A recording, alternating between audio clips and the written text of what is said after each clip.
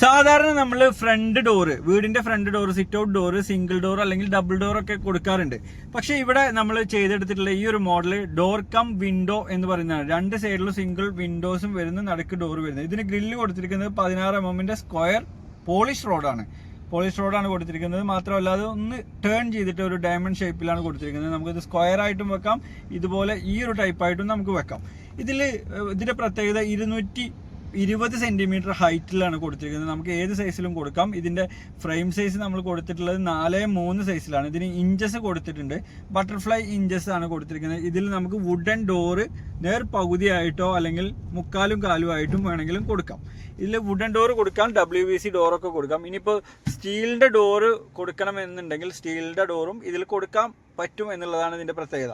ഇത് പക്ഷേ ഈ ഒരു കസ്റ്റമറിന്റെ ആവശ്യം ഫ്രെയിം മാത്രം സ്റ്റീലിൽ, ബാക്കി അതിന്റെ പൊളികൾ, ജനലും വാതിലും ഒക്കെ മരത്തിലാണ് ചെയ്യാൻ ഉദ്ദേശിക്കുന്നത്.